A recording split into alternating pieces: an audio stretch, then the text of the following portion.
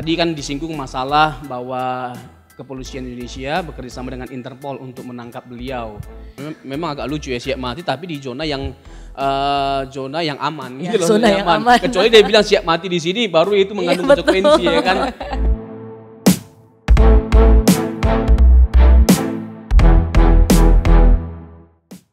Apakah itu adalah salah satu bentuk pembelaan diri kita sebagai seorang minoritas dan seorang yang mendapat perlakuan tidak adil dalam hal ini?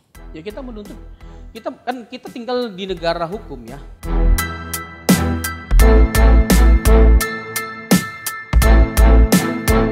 Masalah penganiayaan baik terhadap gereja atau orang-orang Kristen itu bukan 1-2 kasus. Puluhan, belasan, bahkan ratusan kasus.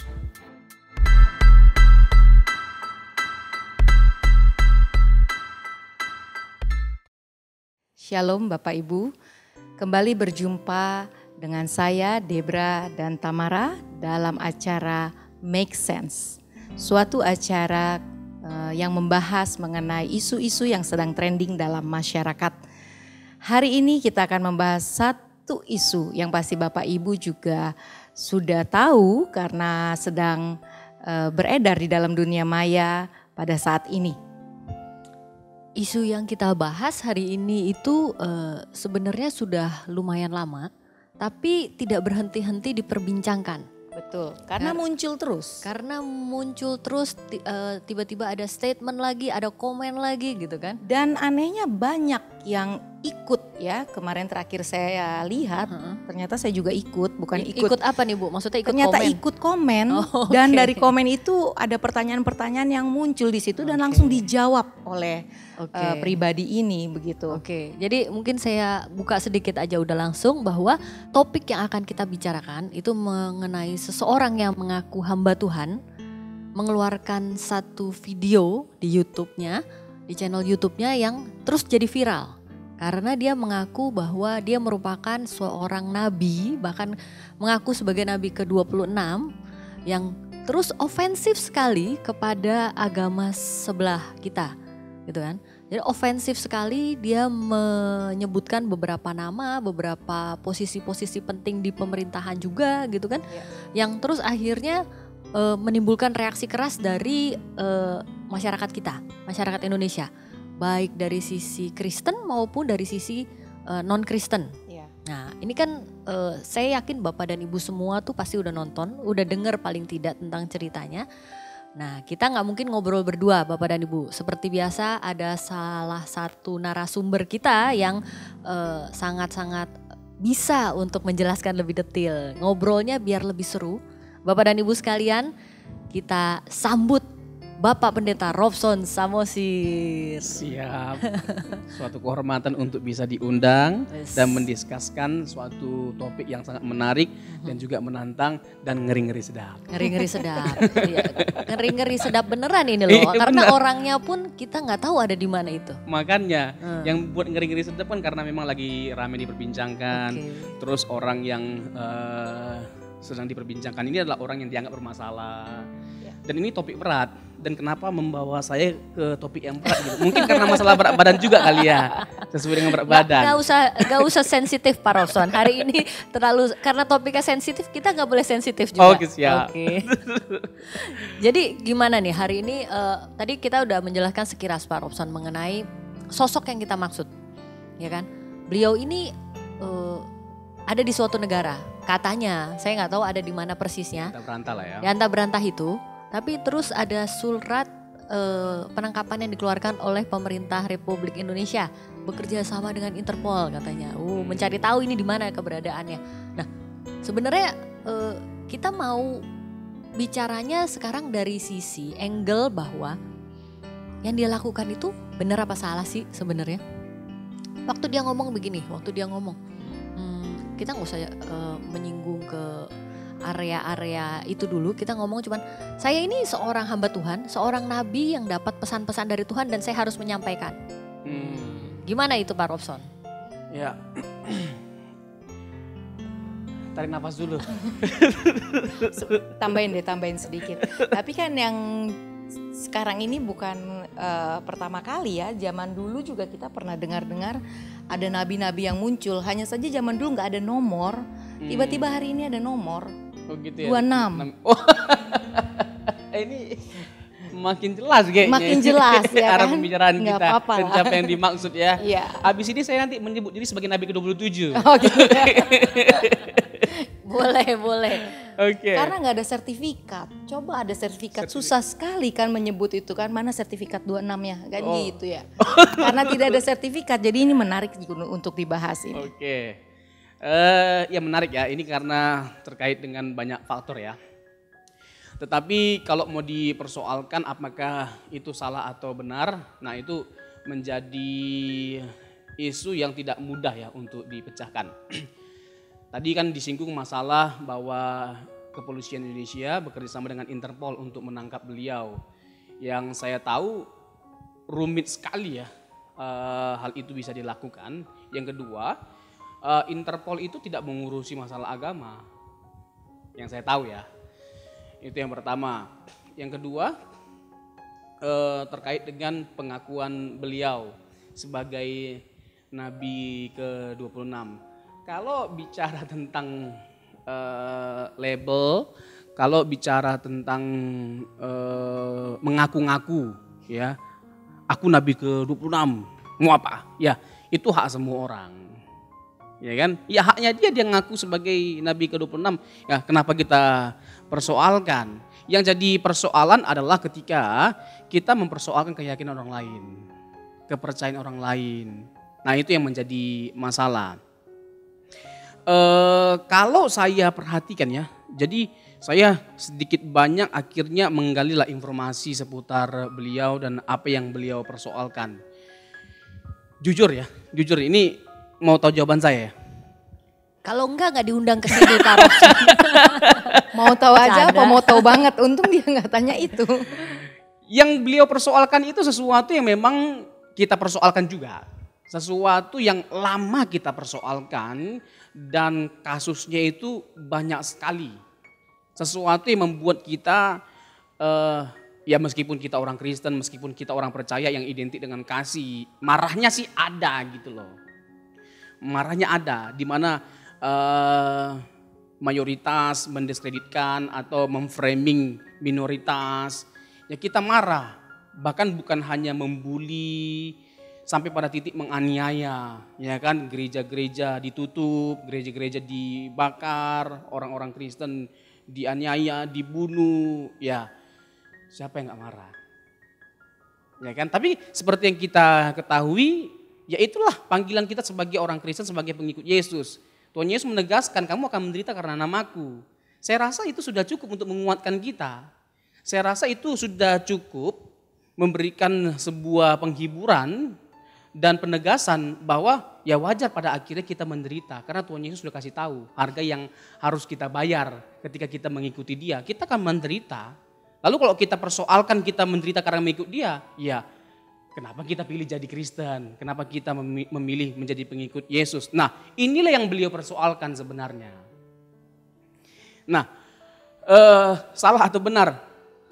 Kalau merujuk kepada isinya, kontennya, itu tidak salah menurut saya. Memang harus disuarakan. Dan bukankah gereja juga harus dengan lantang menyuarakan kebenaran? Ya kan, yang salah ya salah. Ya kita nggak bisa mengatakan itu tindakan kejahatan sebagai sebuah kebenaran tanpa ada rasa takut. Kita harus menyuarakan. Nah, itu yang kita suka dari beliau itu. Nggak ada takutnya sedikit pun. Tetapi yang mungkin kalau kita mau pakai kata kritisi, yang mau kita kritisi itu adalah cara mendelivernya. Mungkin kata-katanya kasar gitu loh. Kalau bisa janganlah ya kata-kata kasar, kata-kata umpatan, goblol, tolol, setan. Ya kan, jadi kita dengarnya pun gak ngeri sedap. Oh my God, kalau kata TikTok ya. Oh my God. Ya janganlah kalau bisa, gitu. Jadi yang dia bicarakan di konten YouTube-nya itu memang situasi yang terjadi di tanah air terhadap kaum minoritas. Dalam hal ini dia banyak bicara soal posisi kita sebagai orang Kristen, posisi seorang etnis Chinese, ya kan?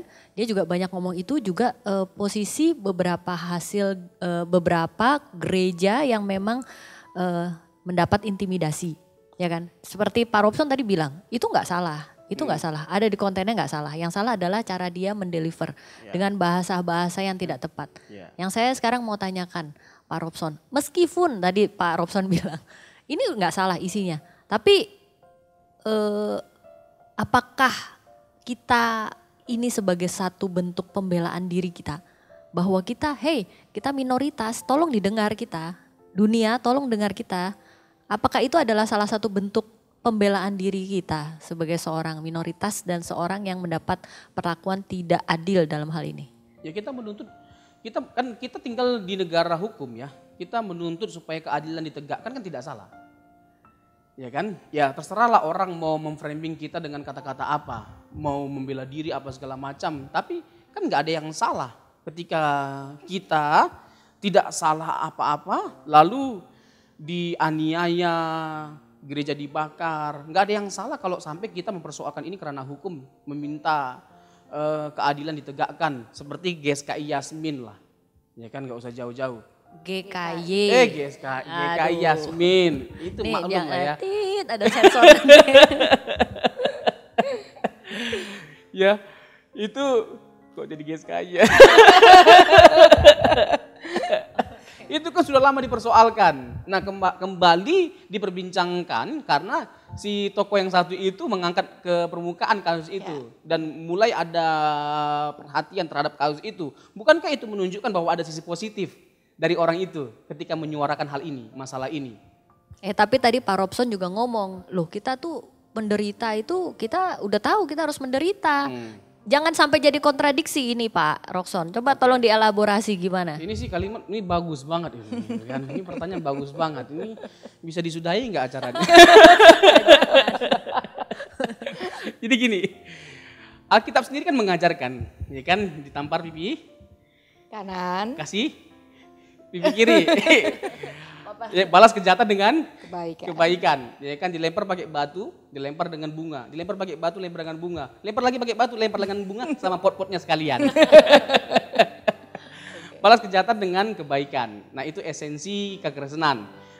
Itu ditegaskan oleh Paulus di dalam Roma pasal yang ke-12 dan 13. 13 itu perikopnya tunduklah pada pemerintah. Ya kan? Itu perikopnya. Nah, apakah kita salah gitu loh kalau menyuarakan kebenaran? Tidak salah. Apakah kita salah kalau mempersoalkan ketidakadilan yang orang lain lakukan terhadap kita? Tidak salah. Mempertanyakan, mempersoalkan kenapa mereka memperlakukan kita seperti itu tidak salah. Ya kan, mau kita nanti pada akhirnya didengarkan atau tidak, itu masalah lain. Nah itu bagian dari kita menerima konsekuensi. Iya kan? Apalagi terkait dengan iman kita, itu konsekuensi dari iman kita. Oh kita didiskreditkan, kita nggak didengarkan, itu nggak jadi masalah.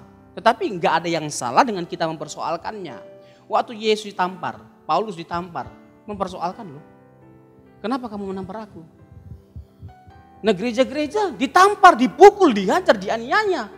Diam, karena apa? Takut. Kenapa kita takut? Yang kita takuti hanya Tuhan. Memang benar. Paulus mengajarkan kita untuk tunduk terhadap pemerintah. Roma pasal 13, jelas loh itu hukumnya. Dan saya salut sekali dengan Rasul Paulus. Padahal waktu itu dia ada dalam masa pemerintahan yang sama sekali tidak kondusif terhadap orang Kristen. Tidak baik terhadap orang Kristen, ya kan, orang lebih Kristen dianiaya, di zaman Nero kan. Iya. Pada akhirnya dia dihukum mati kan, dipancung kepalanya kan di Roma. Dan itu sesuatu yang mengerikan. Tetapi Paulus yang waktu itu menghadapi pemerintah yang lalim, yang kejam, tetapi dia mengajarkan kepada jemaat supaya tunduk terhadap pemerintah. Tapi kecuali pemerintah yang jahat, ya kasuistik lah ya. Kalau sampai pemerintah itu melakukan sesuatu yang tidak baik terhadap kita, memerintahkan kita untuk melakukan sesuatu yang bertentangan dengan firman Tuhan, yaitu pengecualian. Tapi secara umum Paulus mengajarkan untuk kita tunduk terhadap pemerintah. Kita tunduk. Tetapi ketika ada sesuatu yang salah kita harus persoalkan dong. Ya kan? Kita ditampar misalnya. Persoalkan. Sekali lagi, masalah nanti kita mau didengarkan atau tidak, itu masalah ke-26. Sesuai dengan gelar Nabi ini. Gitu. Oke.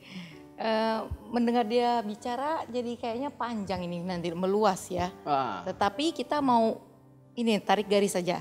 Kira-kira kan mengenai apa yang dia deklarasikan mengenai Nabi ke-26-nya dia itu. Salah atau enggak? Iya, maksudnya kita nggak bisa bicara salah atau tidak deh. Fakta atau apa ya, dari sisi Alkitab itu boleh tidak kita menyatakan diri bahwa kita Nabi ke-26 atau nabi lah ya. Nabi gitu dari sisi Alkitabiahnya. Nah, dari sisi perspektif Kristiani ya, ini juga sesuatu yang debatable sebenarnya.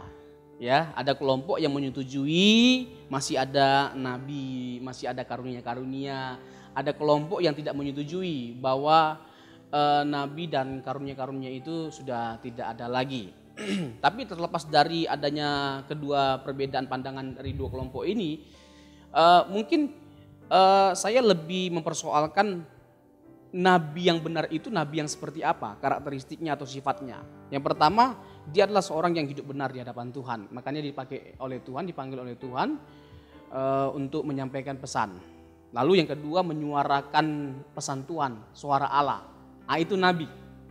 Yang ketiga, apa yang dia sampaikan itu ya bermanfaat untuk umat. Berguna untuk umat. Yang keempat, apa yang dia sampaikan itu tidak mungkin bertentangan dengan firman Tuhan.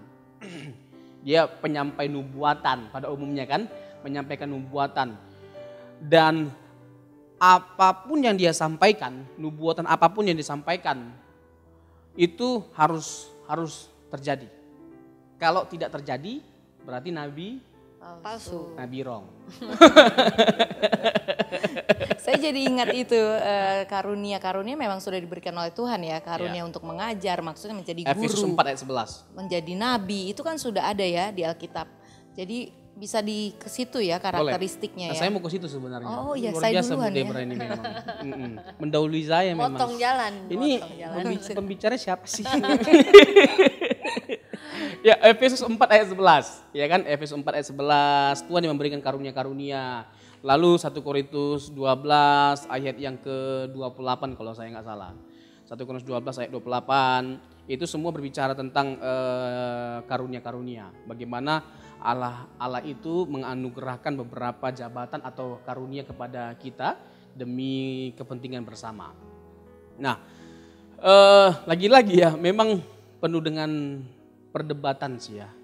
Saya pada akhirnya berpandangan seperti ini. Kalau saya secara pribadi ya, nabi dari sisi jabatan itu tidak ada lagi, dari sisi fungsi masih ada. Ya, dari sisi fungsi. Jadi Tuhan masih menggunakan beberapa tokoh tertentu, hamba Tuhan tertentu dengan menganugerahkan karunia nubuatan, karunia kenabian. Tapi kalau dari sisi jabatan tidak diperlukan lagi. Kalau kita buka ayat Ibrani, ya kan harus buka ayat memang karena kita membahas sesuatu yang bersifat dengan boleh. Iya, Kita buka nanti ayat. enggak rohani katanya. Ibrani 1 ayat 1 sampai 3. Ibrani 1 ayat 1 sampai 3.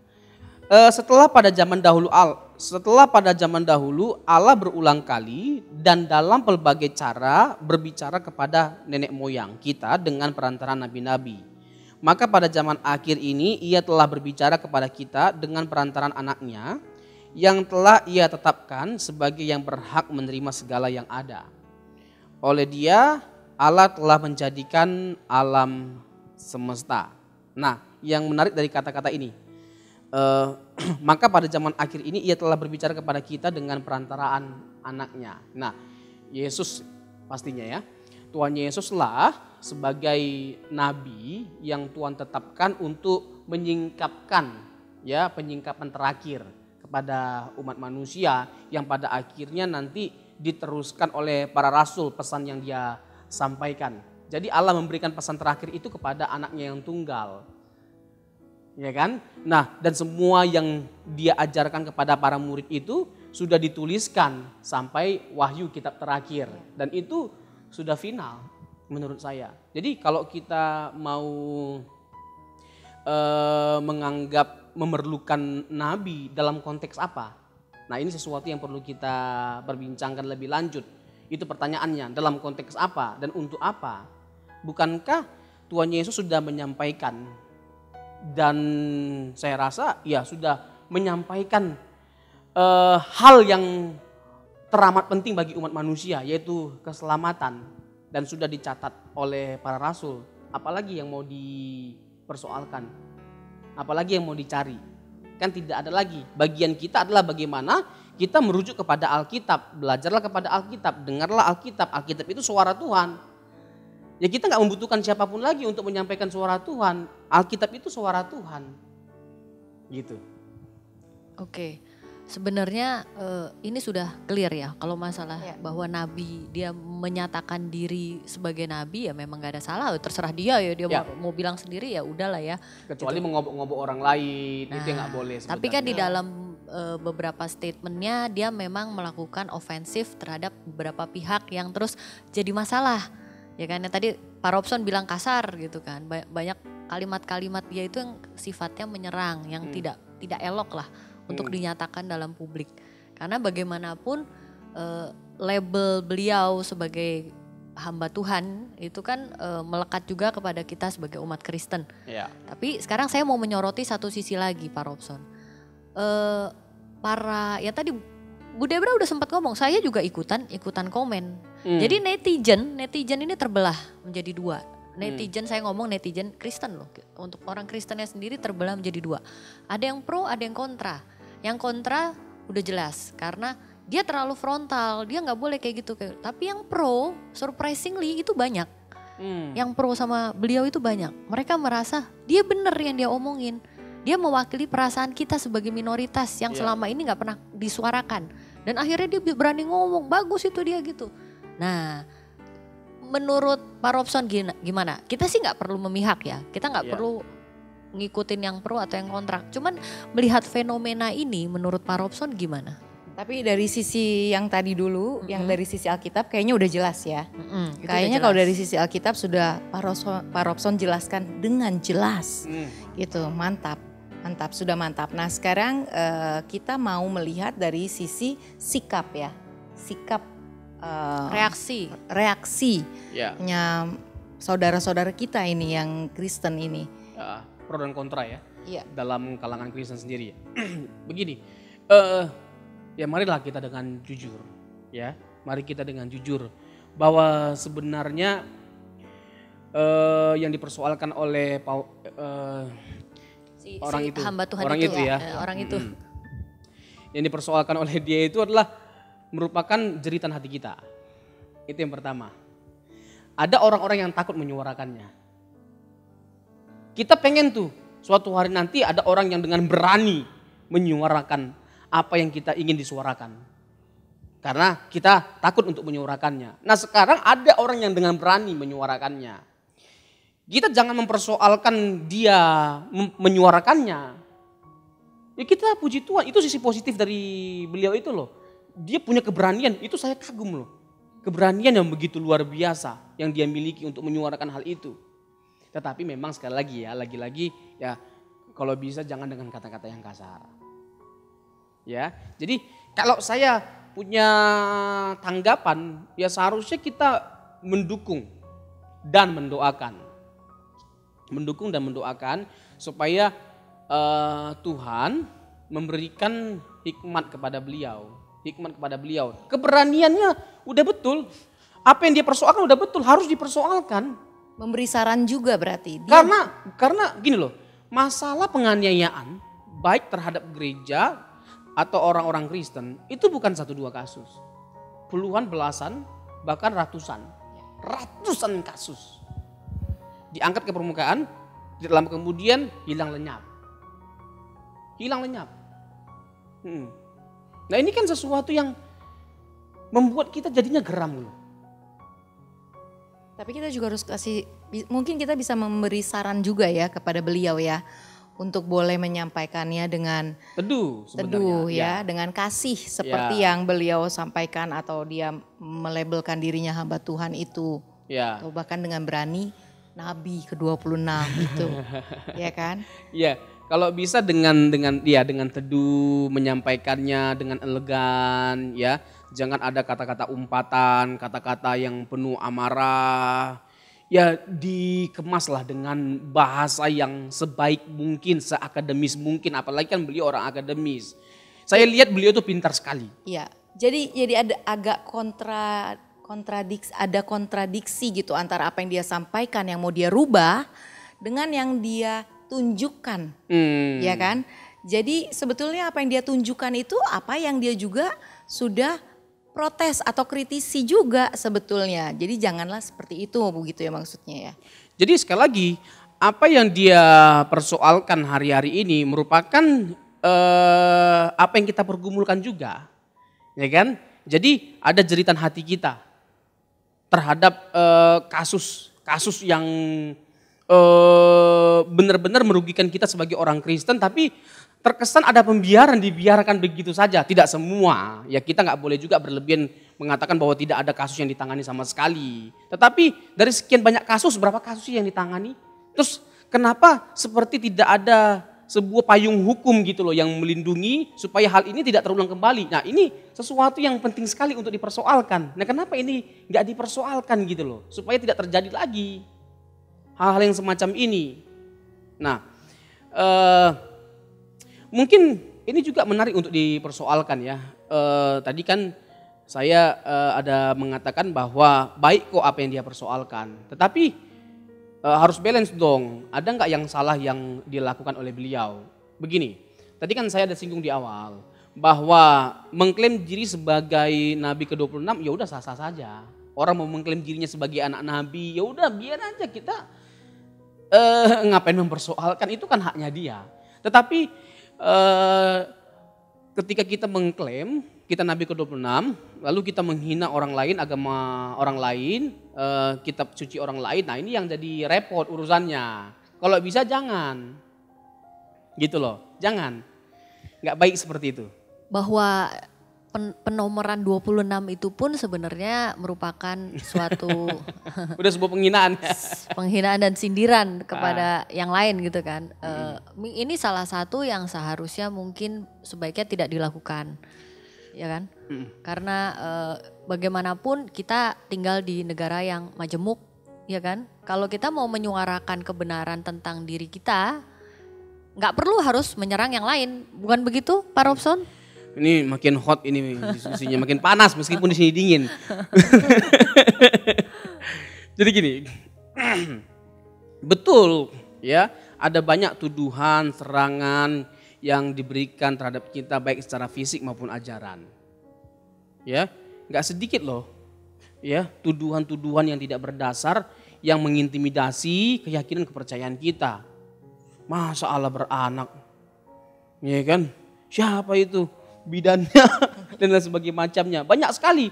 Masa manusia disembah sebagai Tuhan? Masa Allah kita disebut Allah dibilang satu tapi tiga? Nah banyak sekali gitu loh serangan yang ditujukan kepada kita. Nah bagaimana reaksi kita? Begini ya. Apakah kita salah punya hak jawab? Tidak salah. Tapi yang menjadi persoalan, yang menjadi masalah adalah ketika kita salah menggunakan hak jawab kita. Harus proporsional. Gunakanlah bahasa yang baik, bahasa yang elegan, bahasa akademis. Ya kan? Jadi apologet. Nah, kebetulan saya memang bidangnya di sini kan. Ya kan? Apologetika. Nah, saya juga banyak mengajarkan apologetika. Nah, apologetika itu bukan melulu soal debat dan lain sebagainya macamnya.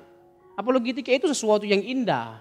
Ya kan, bagaimana kita menyampaikan kebenaran dengan baik, dengan meyakinkan, dengan santun secara akademis. Nah itu apologetika. Nah kita berapologetika sampaikanlah jawaban atas semua tuduhan yang ada. Injil sudah dipalsukan, sampaikan dengan elegan. Ya kan, Yesus katanya nggak disalibkan, kan beliau juga mempersoalkan. Saya menyerang itu karena memang saya diserang. Iya kan, Yesus saja kan dibilang nggak disalibkan, wajar. Nah, sampaikanlah dengan elegan tanpa ada embel-embel untuk kita melakukan hal yang sama seperti yang orang lain lakukan terhadap kita. Kita mengatakan dia jahat karena dia melakukan tindakan kejahatan terhadap kita, tapi kita juga melakukan hal yang sama terhadap dia. Lalu bedanya kita dengan dia apa? Gitu loh. Silakan kita balas dia, tapi dengan cara yang elegan, sebaik mungkin tanpa melukai. Nah, kita nggak bisa pungkiri apa yang dilakukan oleh beliau juga melukai banyak orang, gitu loh. Dan ya nggak tahu lah apakah beliau nggak memikirkan bahwa nanti ada dampak buruk dari apa yang dia lakukan. Itu kan sesuatu yang perlu dipikirkan dengan matang juga. Ya kan, beliau di luar negeri, kita di Indonesia. Dia nggak tahu dia lempar batu kita kena getahnya. Itu juga perlu dipikirkan. Karena kan ada orang-orang yang nggak mau pikir panjang kan, yang melihat yang seperti ini jadi panas, lalu kita yang dijadikan korban. Bukan yang sono, kita yang dijadikan korban. Itu yang ngeri-ngeri sedap. Gitu loh. Jadi gini Pak Robson, berarti menarik sekali yang dibicarakan Pak Robson. Jadi kita nggak perlu untuk kita menjadi apologetik sejati. Apa istilahnya? Apologetik. Orangnya itu apa?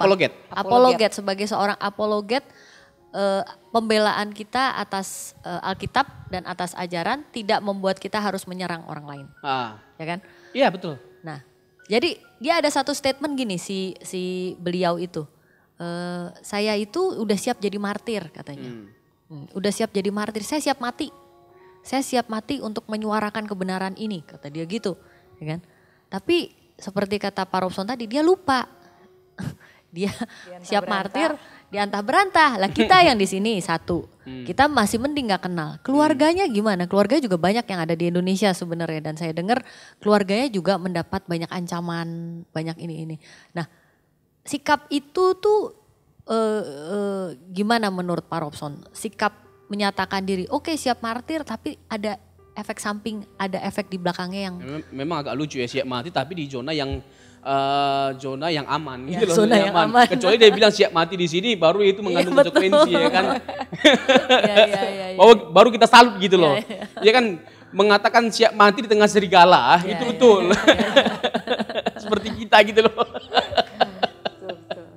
Jadi gini, memang saya rasa kita sebagai anak-anak Tuhan harus berani mati ya.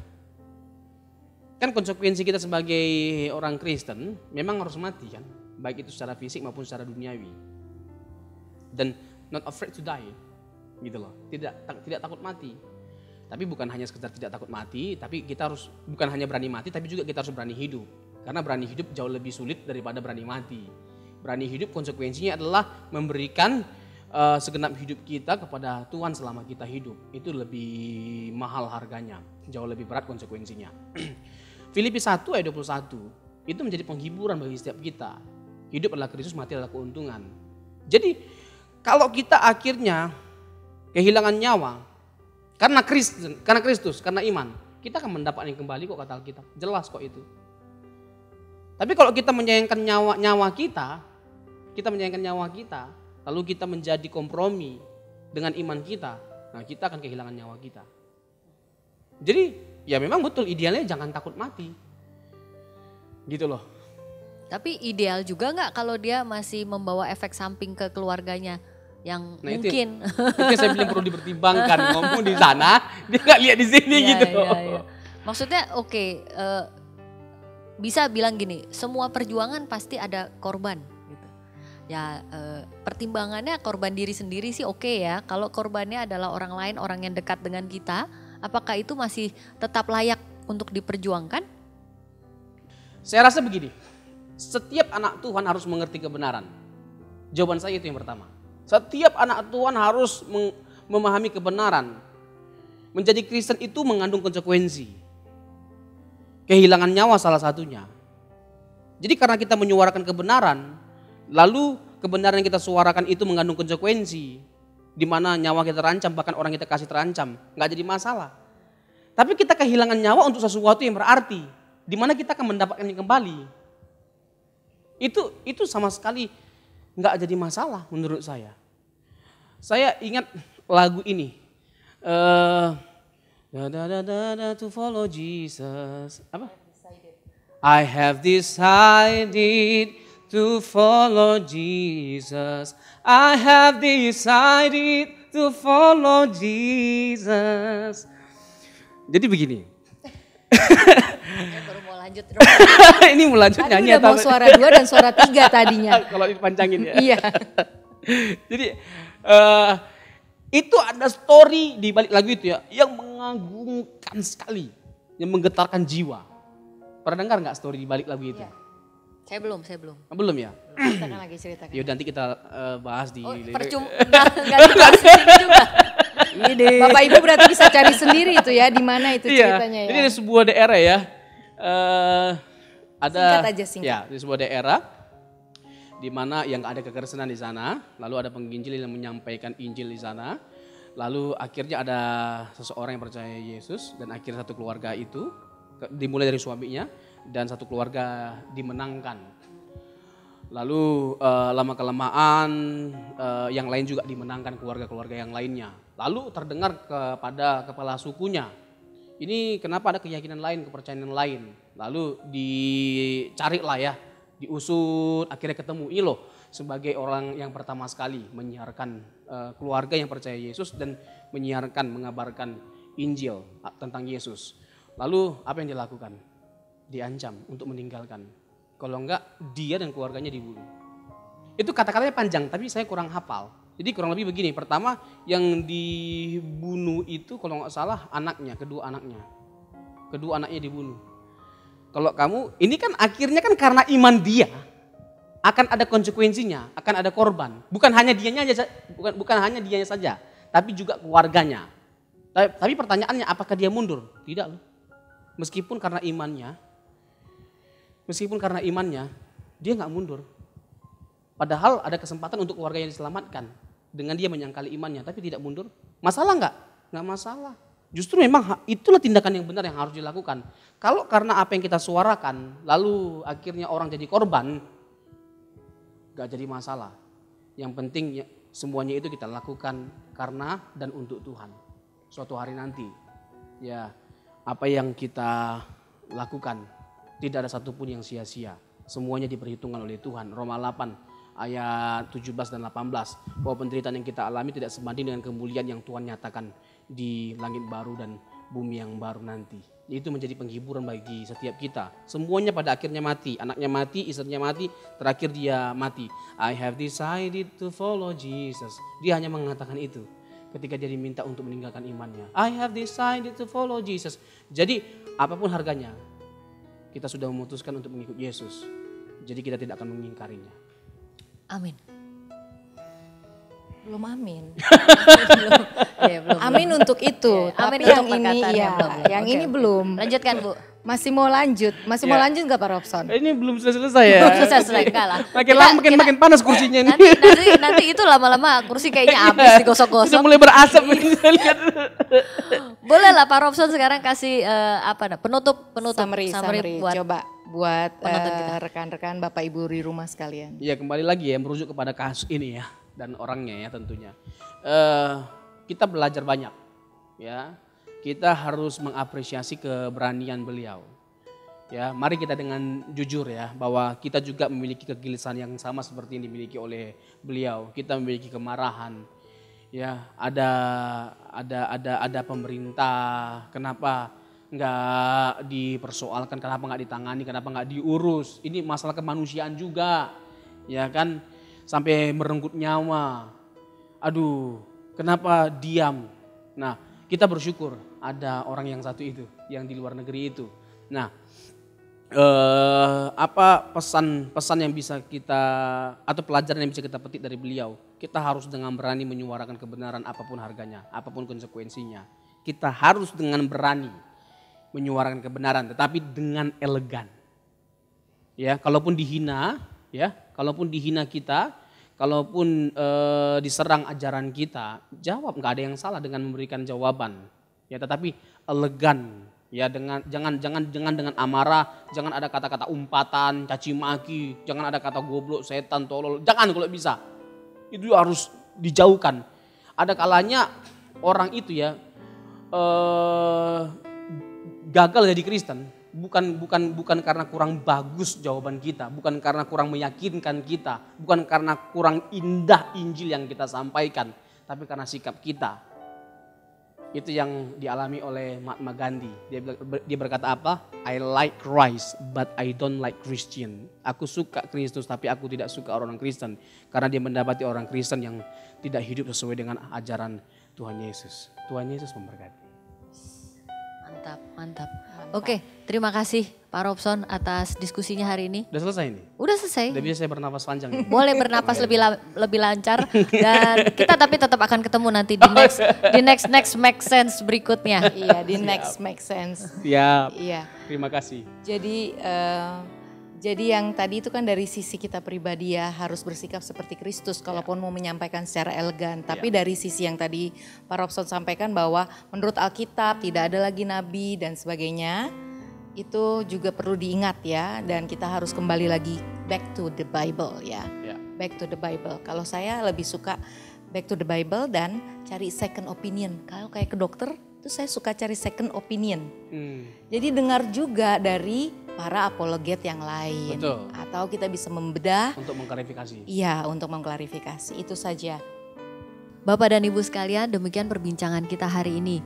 Saya berharap Bapak dan Ibu sekalian mendapat banyak sekali pencerahan.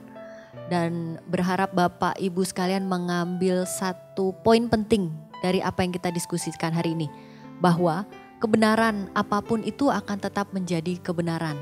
Tapi kita menyuarakan kebenaran diharapkan dengan cara-cara yang lebih baik. Kebenaran tidak perlu disuarakan dengan cara menyerang orang lain.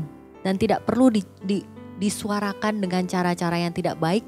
Dan membuat akhirnya kebenaran itu menjadi bias. Bapak dan Ibu sekalian, kita ketemu lagi di acara Make Sense selanjutnya. Tuhan Yesus memberkati.